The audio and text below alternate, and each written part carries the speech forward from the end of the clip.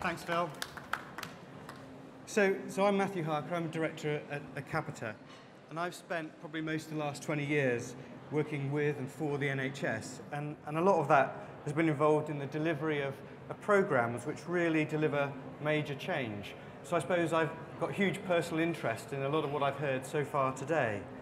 And a lot of the speakers, the common words and the common language around the need for not just transactional changes, but real transformational changes. So I'm not sure there's unanimous support, but there's a huge groundswell of support for doing that. So in terms of how I wanted to use the slot today, I just wanted to unpick that a bit more and say, actually, well, if the agenda is now all about transformation, then what exactly do we mean by that? So first of all, what exactly are the challenges for commissioners around service transformation? So how do we need to respond to that effectively? And also to begin to bring in some practical examples as well. So some of the experience that we've got and that we're bringing in around transformation in practice. How do I? Let's start with a challenge. So this is a sort of, well, everyone knows about the Nicholson challenge. Well, this is kind of the second Nicholson challenge. This is a quote from David Nicholson last week. And in terms of perspectives, I guess this is a fairly radical one potentially.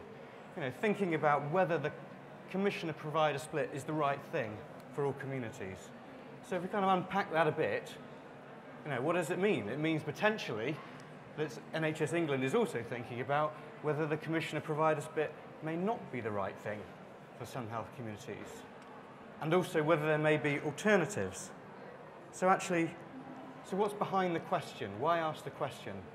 So, first thing, you look at the figures, you look at the numbers. What does the NHS actually deliver? So I've done my homework on this, and it's impressive reading, of course. So last year, 10.5 million operations, 18 million attendances in A&E, another 18 million inpatient hospital episodes, 93 million outpatient attendances, and over 305 million GP consultations. I suppose the response to that is a bit of a so what. And going back to sort of Malcolm's previous session, in what way does that begin to connect with the remit of NHS England now, which is to be held to account not for what it does, not in terms of the outputs of the system, but in terms of what it delivers in terms of the outcomes from the system. So how does that all activity relate to the outcomes that we need to deliver to make sure we deliver the best for our patients? And underlying that are huge structural problems in the system, and I won't rehearse all the arguments that are being bandied around at the moment about what are the issues around the tariffs, and that amounts to cost per case, so how's that tied to outcomes? It's very difficult. How do we develop currencies or reliable currencies for things like mental health, community services that are still in early days, but in many senses are miles away?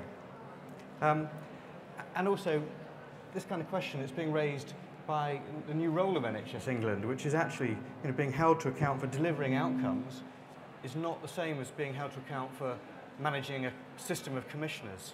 So actually, in terms of that kind of question, it's fairly valid. So in terms of the options open to us, well, I've put a fairly exaggerated example here. We've got an existing system of commissioning with health wellbeing boards, with CCGs, with CSUs. But we've got an enormous cash point. What are the pros and cons of each? So if I tell you, that the left-hand side, well, we know what the system costs currently. So if we add it all up, the architecture of commissioning, CCGs, CSUs, that gets us to about 2.5–3 billion a year. And then if we add on top of that, the costs of delivering all of the tariff-based system of providers being able to produce activity and contracts and all those extended contracting negotiations that we know and love. So by the time we've finished, actually we're up to a cost of more like 5 billion a year. So if we try and think about it, first of all, in terms of what, as a commissioning system, do we need to deliver every single year just to justify our existence? and I mean us because Capita are part of that commissioning system too. So that's the challenge. That's what we've got to do. So in terms of setting some of the agenda for transformation, that's got to be part of it.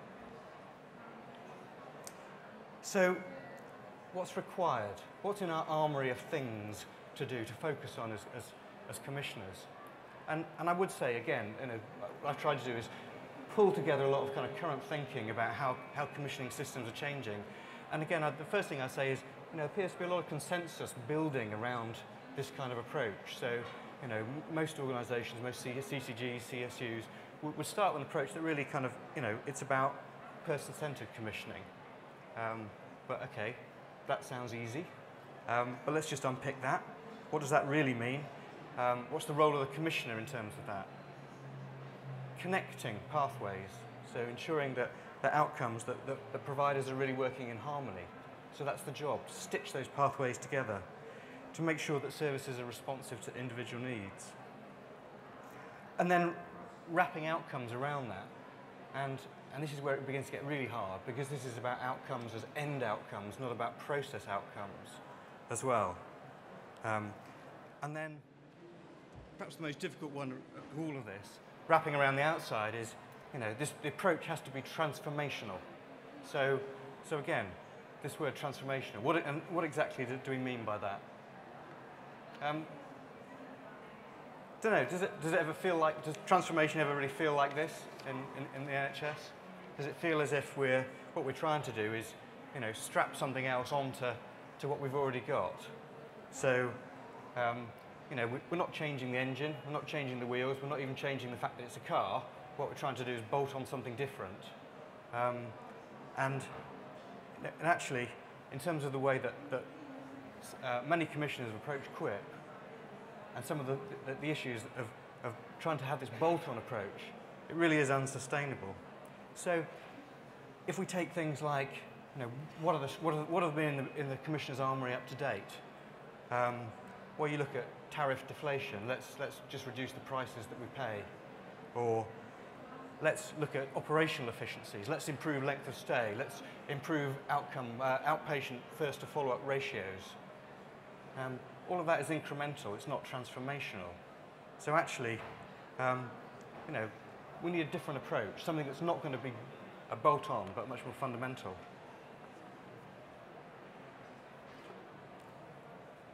And again, where does this start?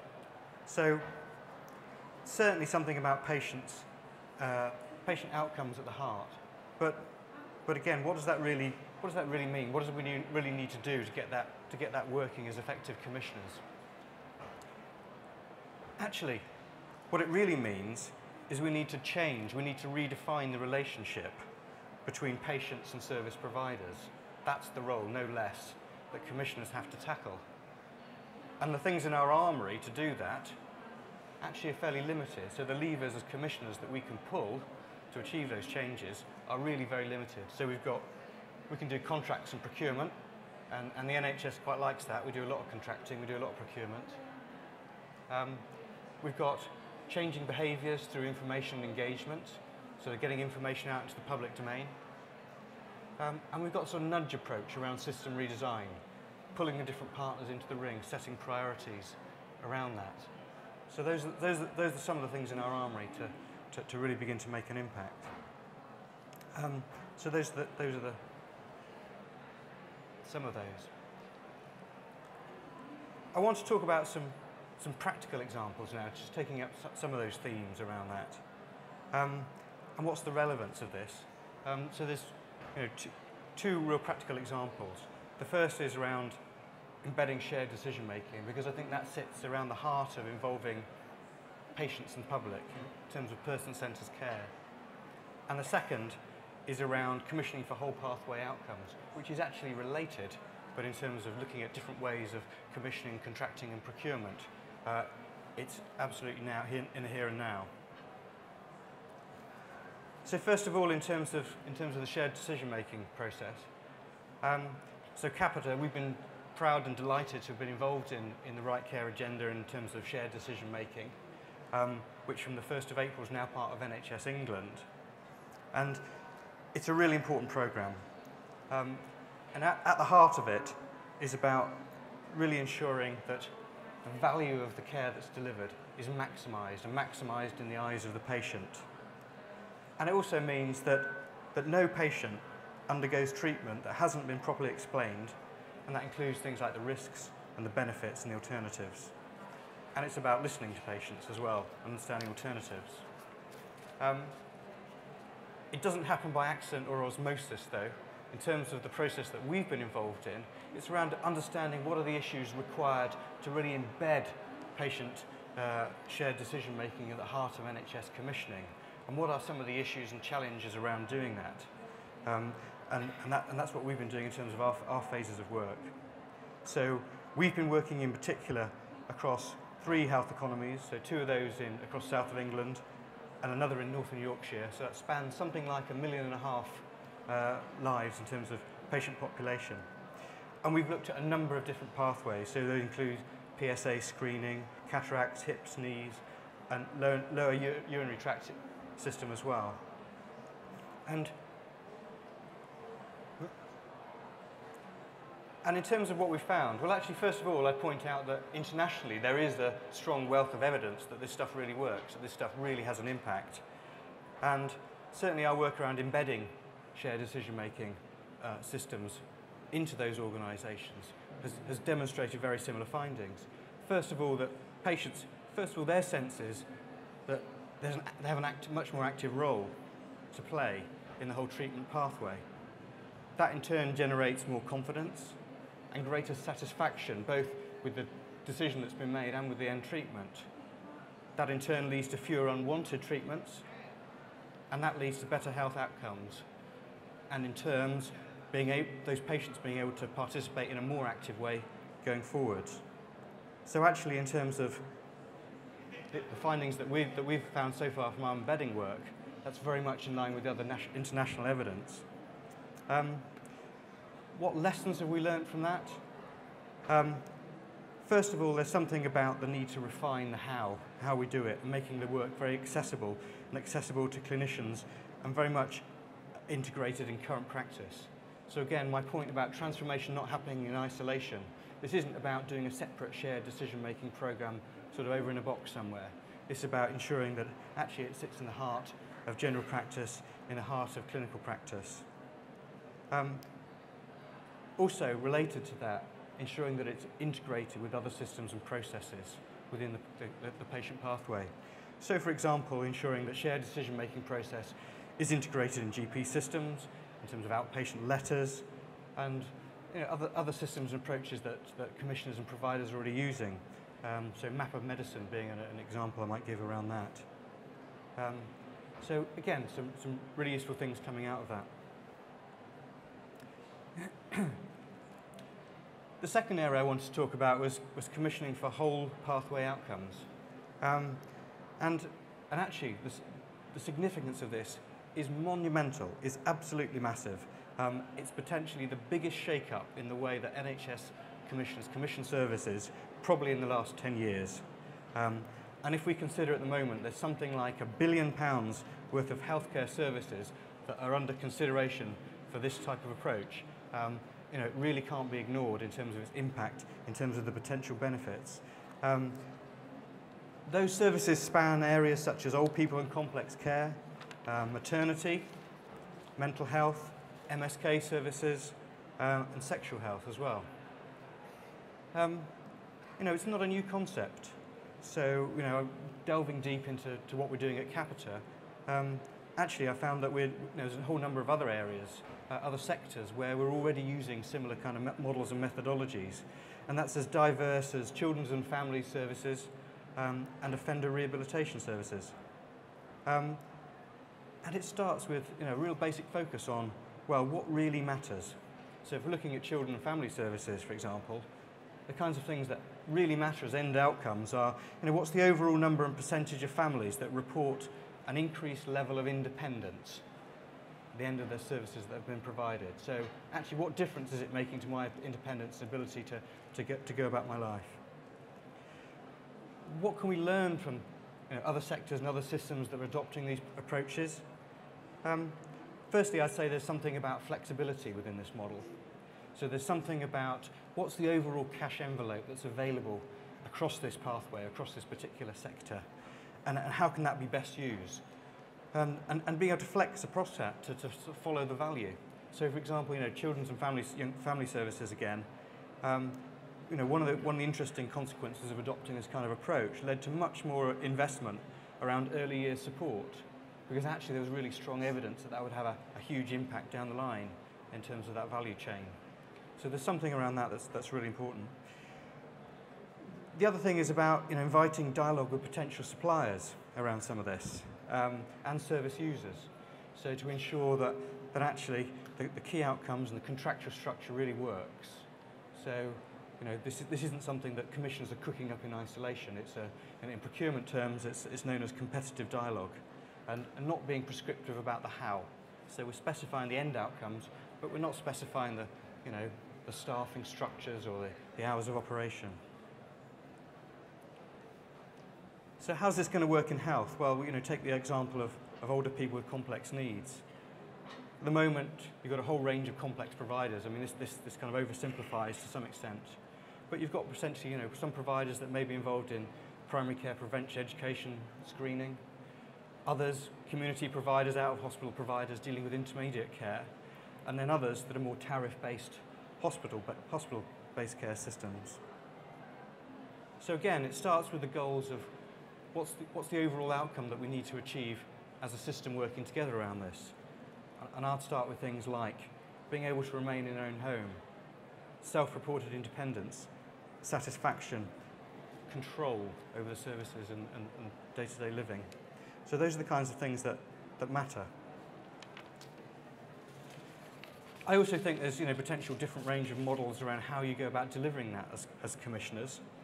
So one that's being talked about at the moment is a prime contractor type of model.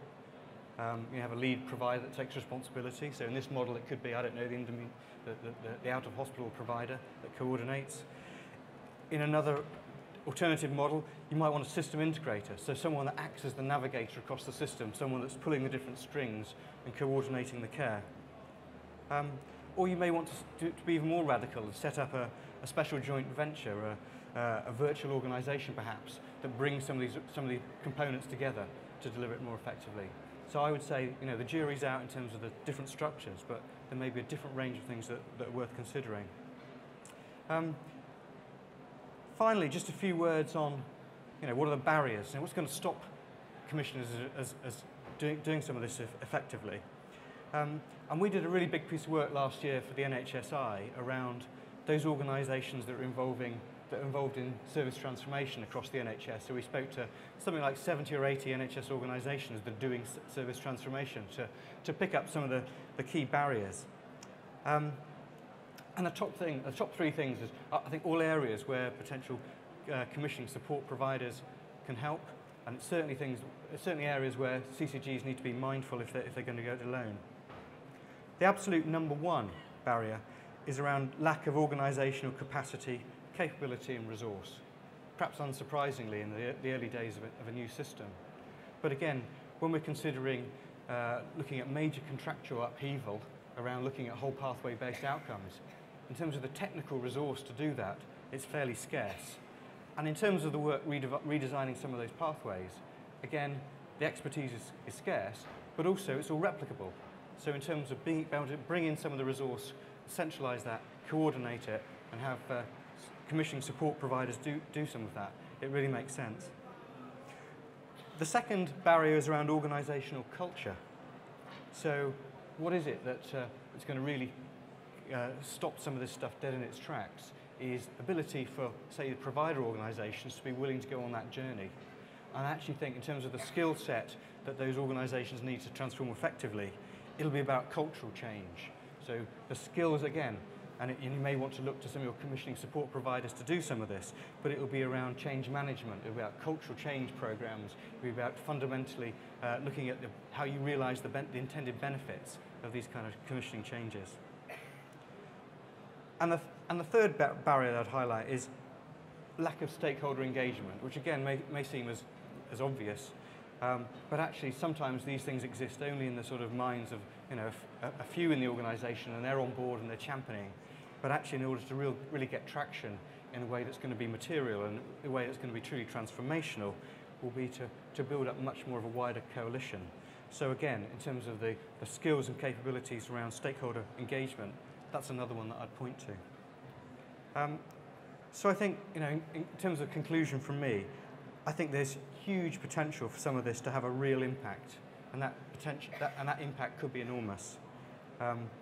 Happy to take questions, and if you want to pick up any particular issues throughout the SDM program, there's also kind of some of my team that have been leading that project in the audience as well that can respond specifically to that. Okay, thank you. Thank you. Matthew, come and join me. We have time for a few questions. If you stick your hand up, we've got a mobile mic to come. First question down at the front here. Thank you, and then there's one on the penultimate back row after that. Can we have your question? Please say who you are and then put your question. I'm Ramila Mistry.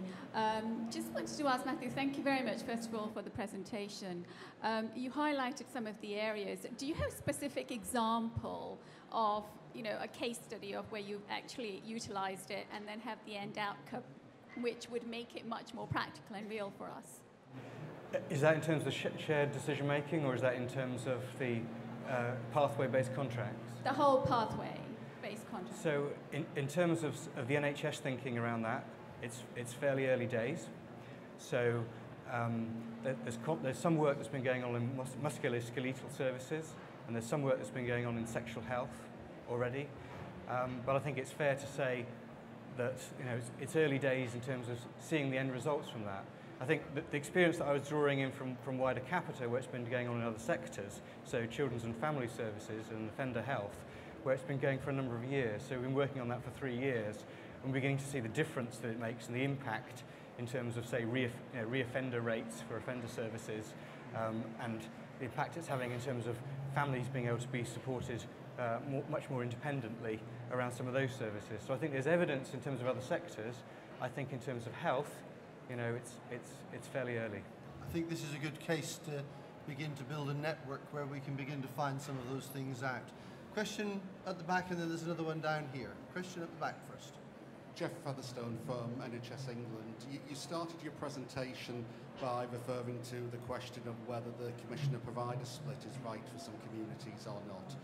Is there a potential conflict between undoing that split and with person-centred commissioning, in that one of the implications of person-centred commissioning is that in some cases you might want to commission very different services for an individual or set of individuals, potentially from some very non-traditional providers? How do you avoid a conflict of interest if you have a model that has commissioners and existing providers in the same pond in some way? I think that's a really good question. So I think my starting point and the reason for comparing the existing commissioning system and a cash point is to say, actually, there's a point to be made by commissioners at the moment, which is to justify your existence. So I wouldn't be arguing to start dismantling a structure that's only been in place for 2 months. My personal view is I think that system needs time to bed in, and it needs time to really begin to flourish. But I do think, in the potential light of another major strategic review of the way that healthcare is organised and structured, I think it's incumbent on commissioners to think about actually the impact that they're going to make in terms of transformational positioning to commissioning to begin to justify their position and their future existence. Okay, another question here.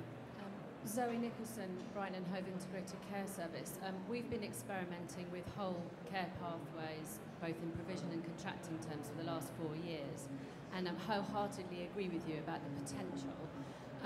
My question is about how, what I notice is that commissioners are moving to a prime contracting model, and my worry is that they're doing that from the perspective of trying to pass off the responsibility to another main contractor. And in our experience, that what's needed is actually creating the conditions for really good provision and the kind of transformation that you're talking about. And I wonder about what your experience is from other sectors about how to avoid that handing off and to really develop the kind of transformational change that's needed. Yeah, and I think what you're raising, I think, to my mind, is a real risk that you end up with a lead provider that scoops up as much of the activity and responsibility for as much as the pathway as they think they can possibly take on, And actually, in terms of legal issues, there's also something about difficulties with CCGs passing on, delegating their responsibilities for commissioning for outcomes to third parties. So I think there are sort of technical difficulties and ramifications in that as well, which is why one of the other alternatives that I raised is actually whether what you want, rather than contract with a lead provider, is a systems integrator model where you're involving an organisation that's not necessarily having responsibility for delivering a core chunk of that pathway, but is more responsible for coordinating the different components of that. But I don't know. It may be that different types of services and care pathways require a different solution, so which I wouldn't be definitive on it. Thank you all. Sadly, we've run out of time. Let's say thank you to Matthew for a very good presentation.